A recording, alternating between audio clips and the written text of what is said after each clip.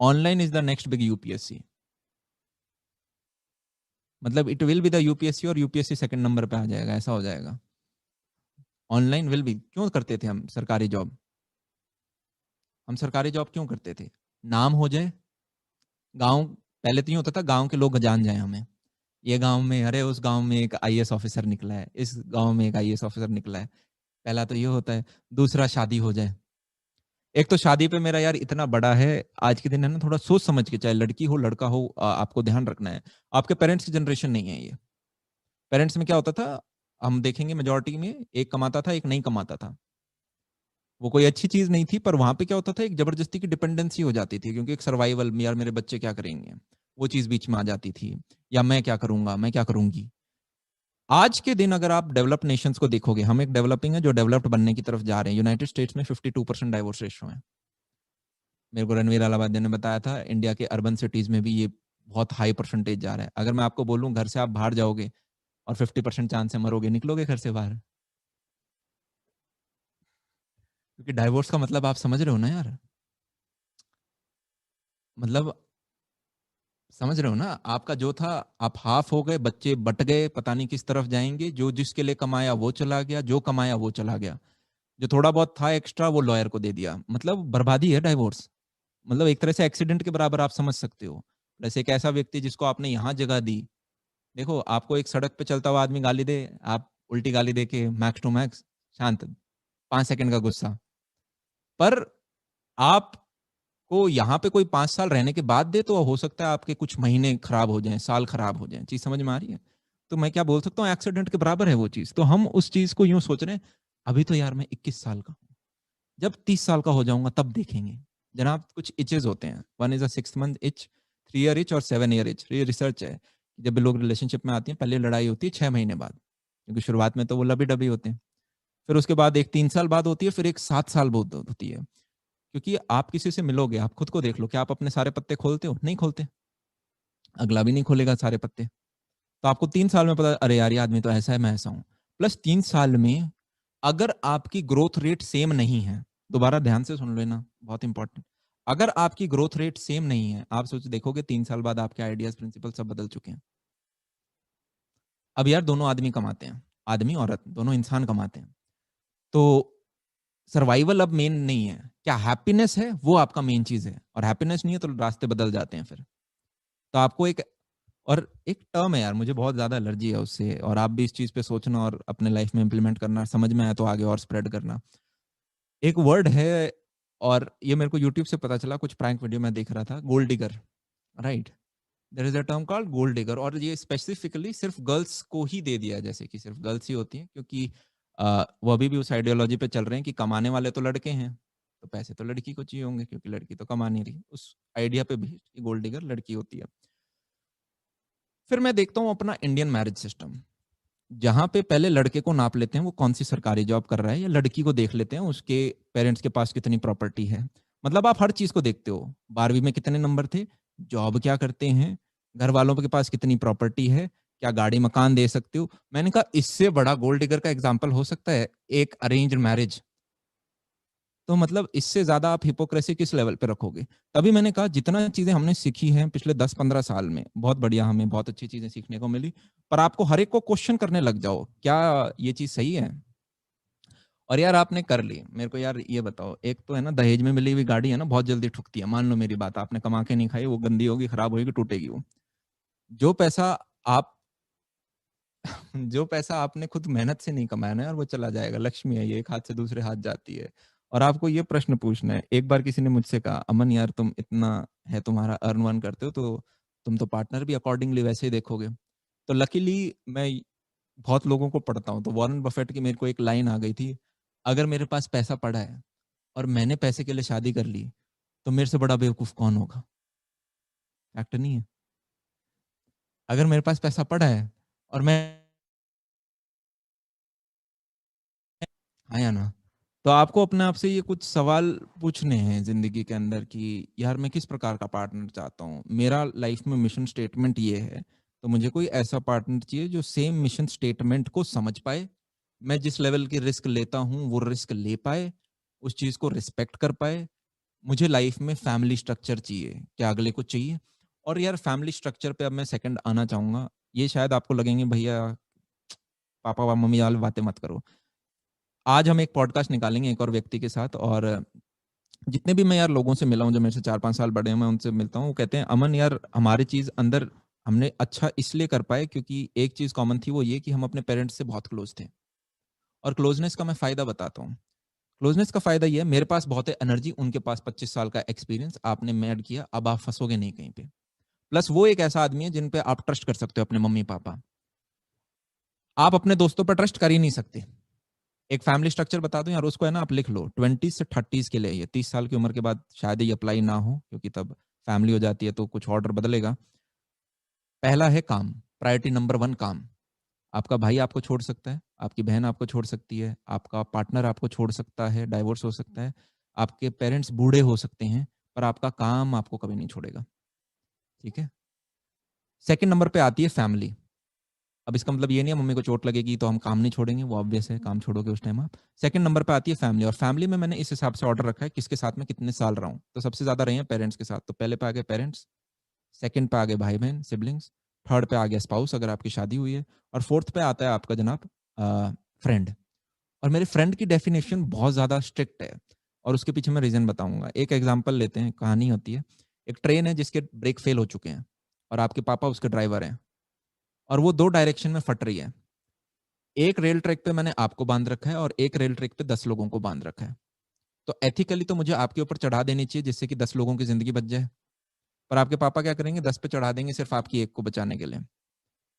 तो आपको अपने आप से ये पूछना है मेरे जितने भी फ्रेंड सर्कल हैं, अगर मैं सबको 100 करोड़ रुपए दे दूँ, अगर मान लो मैं उन्हें बोलूँ 100 करोड़ दे दो और लो जी कार्तिक को मार दो, तो क्या वो मार देंगे? आपके पिताजी तो आपको नहीं मारेंगे, 100 करोड़ क्या 1000 करोड़ के लिए भी नहीं मारेंगे। पर आपके दोस्त को अगर मैं बोलूँ यार 50 करोड़ बैंक अकाउंट में रख, 50 करोड़ से तुम इस हॉस्पिटल के 5000 लोगों की ज़िंदगी बचा सकते हो और मारना भी कुछ नहीं है, खुद नहीं है, कोई थर्ड आदमी मारेगा, तो वो आपको मारेगा। अब आप बोलोगे भैया ऐसी डेफिनिशन रखोगे तो आधा एक फ्रेंड भी नहीं बन पाएगा। मैंने कहा हाँ, और ये इसलिए रखना है क्योंकि मैंने इतने बच्चे देखे हैं जो कि बोलते हैं मेरे उस दोस्त ने मेरे साथ ये कर दिया, अब मैं 2 महीने से काम नहीं कर पा रहा। आपने जिस आदमी को जनाब यहाँ पे जगह दी है, वही आपको धोखा दे सकता है, वही आपको बुरा फ़ील करा सकता है। धोखा कोई भी दे, बुरा फ़ील वही करा सकता है। आप ये चीज़ बहुत इम्पोर्टेंट है। छोटे-छोटे बच्चे 10th 11th तक के आते हैं, चलो कॉलेज के छोड़ो, इस लड़की ने मेरे साथ ये किया, उस लड़के ने मेरे साथ ये किया, अब मैं 4 महीने काम नहीं करूँगा। पढ़े-लिखे बच्चे जिनकी अच्छी-अच्छी गूगल जगह पे आपके ये हो रखे हैं, मेरा ब्रेकअप हो गया, ये और ये रियलिटी चीज़ मैं बता रहा हूँ आपको। मेरा ब्रेकअप हो गया, ठीक है? यहाँ पे सारे 18 प्लस बच्चे हैं, कोई 12वीं का नहीं है, तो हम चलो बात कर सकते हैं। मेरा ब्रेकअप हो गया, तो भई इसलिए मैंने 4-5 फ्लिंग कर लिए और आज के दिन मोरल जो अंदर की सेल्फ रिस्पेक्ट है, वो नील बट्टा सन्नाटा हो रखी है। बोला कि मैं बहुत ज़्यादा बोला-बोली कर देते हैं, बोला-बोली कि मैं एक बहुत ज़्यादा लोनली फ़ील कर रहा हूँ, कर रही हूँ। यार तुम अपने पेरेंट्स के क्लोज़ ही नहीं हो, तुम्हारे माँ-बाप ज़िंदा हैं, तुम कैसे लोनली हो? पहला तो मुझे ये बताओ और कौन-सा दोस्त है जो तुम्हारी लोनलीनेस दूर कर सकता है? जो दोस्त बस तुम्हारे साथ यार पार्टी के लिए बाहर चला जाता है, नंबर कम आते हैं तो साथ में हँस लेता है, ठीक है? कैंटीन में खाना शेयर कर लेता है, बिग बॉस साथ में देख लेता है, वो दोस्त नहीं है। वो बस है, समय के साथ जैसे स्कूल के निकल गए थे, कॉलेज के निकल जाएँगे, ऑफ़िस में आ जाओगे और ऑफ़िस में तो बन ही नहीं पाते हैं क्योंकि इतना थोड़ा माहौल ही वैसा-सा नहीं होता। ऑफ़िस में सबके अपने-अपने ना यार पीछे इंटरनल वो होते हैं, मतलब मकसद होते हैं कि ये मेरा वो काम कर देगा, ये मेरा वो काम कर देगा, इसलिए। कॉलेज में मकसद नहीं होते, तो चलो दोस्ती फिर भी थोड़ी बहुत बन जाती है, एक आध बंदा आप शायद अच्छा निकाल ले जाओ। तो ये चीज़ आप ध्यान में रखोगे तो मैंने ये देखा कि कॉलेज के फर्स्ट ईयर में मैंने इतने दोस्त बनाए, मैं सीआर बन गया, मैं एटलीस्ट ज़्यादा भी नहीं तो 250 अगर हॉस्टल में बच्चे थे तो 100 150 के साथ मेरी अच्छी बातचीत होती थी। मैं मेस में बैठ गया तो 15 बंदे एक साथ बैठते थे, सबके साथ बात करते थे। मैं क्लास में शुरुआत के 2 महीने हर एक के साथ हैंडशेक करता था, क्योंकि मुझे लगता था ऐसे बात करने का मौका मिलेगा, खुलेंगे। फिर मैंने कुछ-कुछ चीज़ें करना स्टार्ट करी। पहले तो मज़ाक उड़ता है आपका, ठीक है? क्योंकि यूट्यूब 2015 में टिकटॉक की तरह था।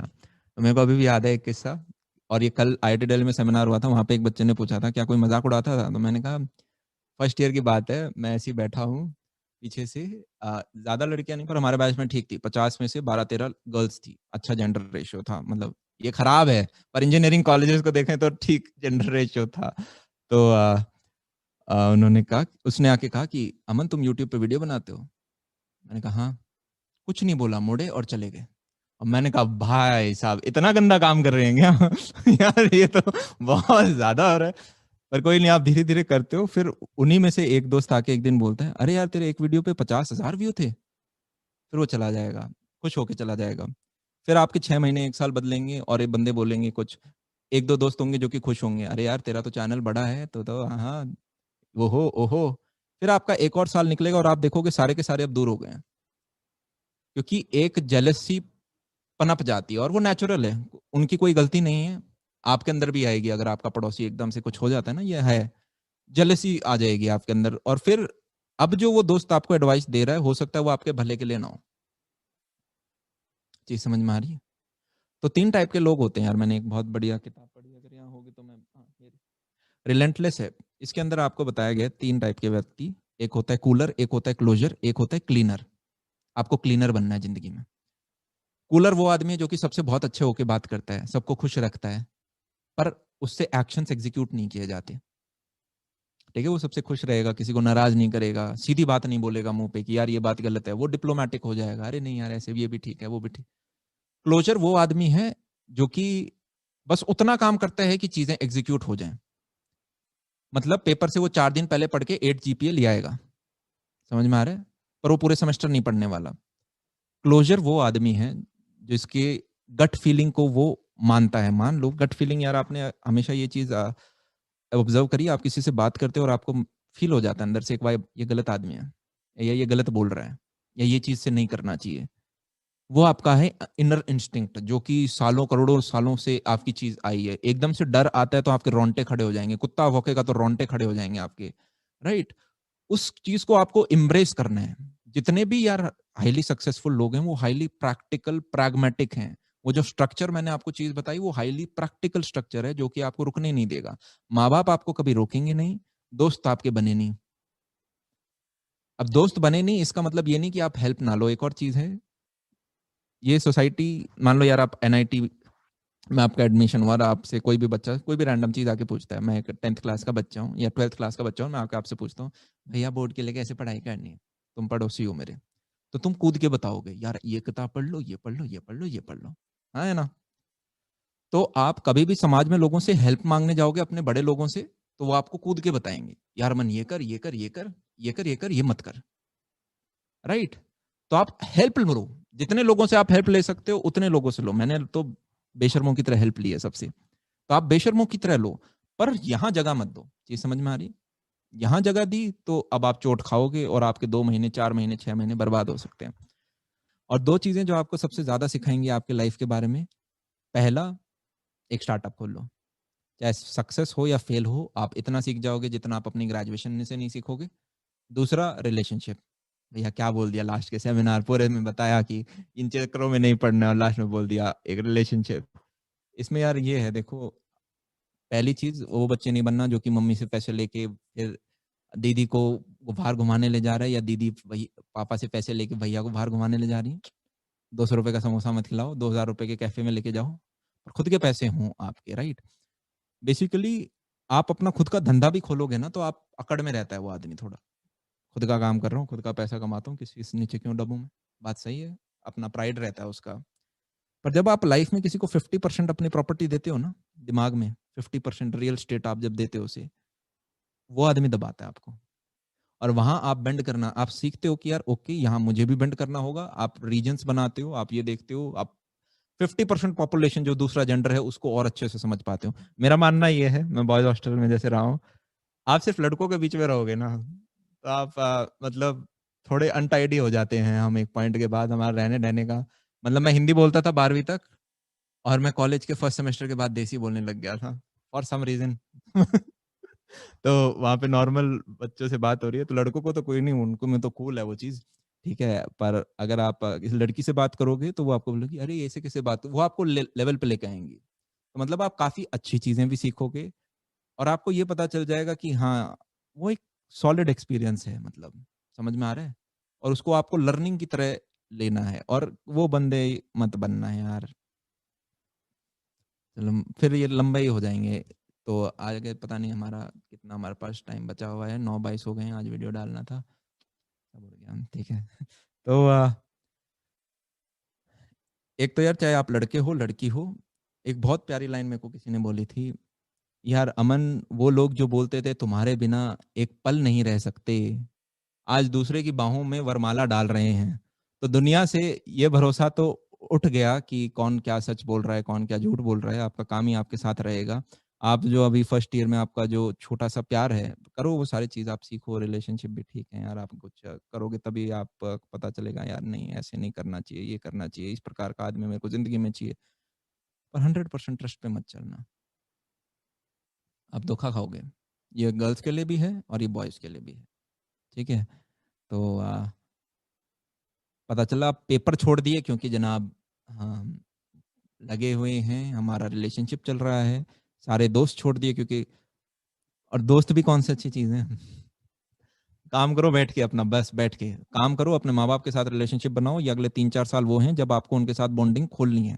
12वीं तक माँ-बाप मारते रहते हैं, थोड़ा 10वीं तक मारते हैं, फिर बड़े हो जाते हैं तो थोड़ी पिटाई कम होती है। तो अब वो भी आपके दोस्त बनना चाहते हैं, इट्स योर रिस्पॉन्सिबिलिटी आप उनके साथ खुलो। आज मैं पापा के साथ इतनी बातें शेयर कर सकता हूँ जितना मैं ना भाई के साथ करता, ना मैं दोस्तों के साथ करता, ना मैं किसी रिलेशनशिप में हूँ तो करता। पर मेरे पापा को मेरे बारे में सबसे ज़्यादा चीज़ें पता होंगी और वही चीज़ मैं 10वीं तक तो ये नहीं बताऊँ मेरे को होमवर्क में क्या मिला है वरना शाम को होगा नहीं तो वही पता चला। तो ये 2 से 3 साल लगेंगे खुलने में पर आप खुलो। तो आप ये देखो कि बैक सपोर्ट बहुत सॉलिड है। कोई भी छोड़ के चले जाओ आपका बैक सपोर्ट बहुत सॉलिड है। राइट? आप लोनली फील नहीं करोगे और वो माँ-बाप यार कुछ नहीं चाहते। वो देखते हैं बच्चा बर्बाद हो रहा है, नंबर कम आ रहे हैं, हम ₹10 कमाते थे, पता नहीं ये ₹10 कमा पाएगा या नहीं। वो सिर्फ़ चिल्ला सकते हैं फिर, क्योंकि वो तुम्हारे हिस्से की पढ़ाई नहीं कर सकते, तुम्हारे हिस्से की मेहनत नहीं कर सकते, वो चिल्ला सकते हैं। वो चिल्लाने लग जाएँगे, वो मम्मी है वो रोने लग जाएँगी, वो पापा हैं उनको टेंशन होने लग जाएगी काम और तुम्हारी दोनों की, राइट? तुम कमाने लग जाओगे, तुम देखोगे वो 10 साल जवान हो जाएँगे। हाँ, वो जवान हो जाते हैं, ठीक है? आप जब अपना लाइफ पार्टनर भी देखो, तो उसकी प्रेज़ेंट औकात से मत कंपेयर करो। औकात हिंदी में एक ऐसा शब्द है जिसका इंग्लिश में मीनिंग नहीं है। इंग्लिश में नहीं है औकात का पैरेलल आप शब्द ढूँढोगे, है ही नहीं। ये हमारी क्रिएशन है, ठीक है? आप ये मत देखो कि यार अच्छा मैं यहाँ जॉब करता हूँ तो इसकी ये औकात है आज के दिन, ये तो मेरे से नीचे है या मेरे माँ-बाप पे ज़्यादा पैसा, इस पे कम पैसा। आप ये सोचो कि यार ये सीड सही है क्या? मतलब इसको अगर 2-4 साल पानी ठीक से मिले तो क्या ये बढ़िया ग्रो हो जाएगा? तो आप पोटेंशियल देख लो उस बंदे का कितना है। पोटेंशियल आप सब नाप सकते हो। आप सारे स्टूडेंट हो, दूसरे बच्चे का पोटेंशियल ऐसे बता दोगे अपने बैचमेट में कितना है या ना? और उस प्रकार से आप अपने पार्टनर को ढूँढे, ना कि प्रेज़ेंट औकात पे।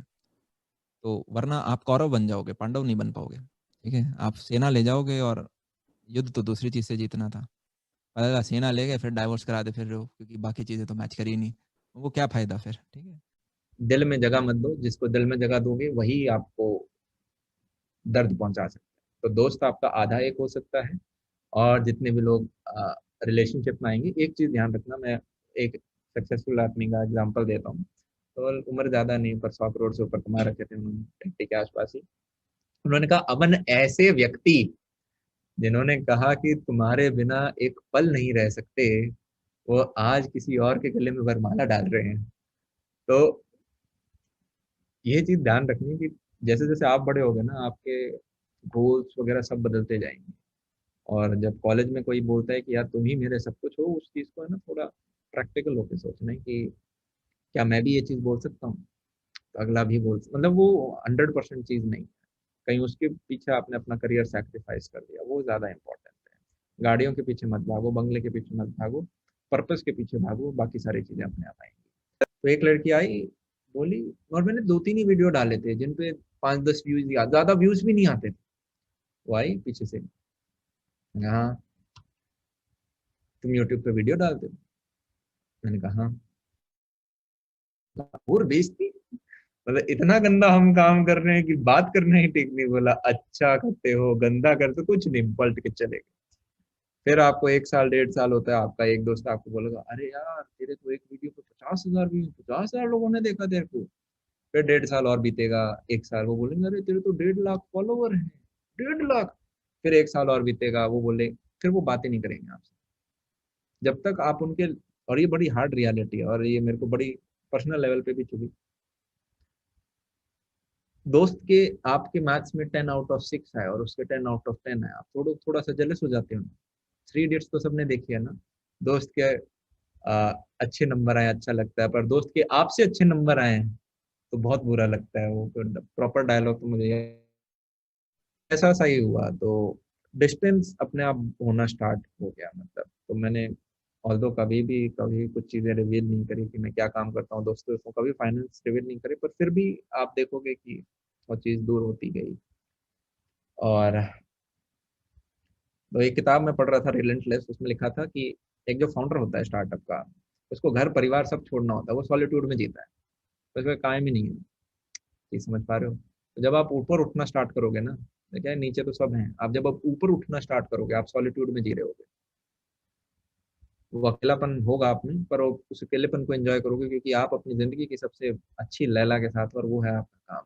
तो आपको लोग दूसरे अच्छे ही नहीं लग रहे, मतलब आप यूं उदास नहीं होगा कि मेरे को कोई मिल नहीं रहा,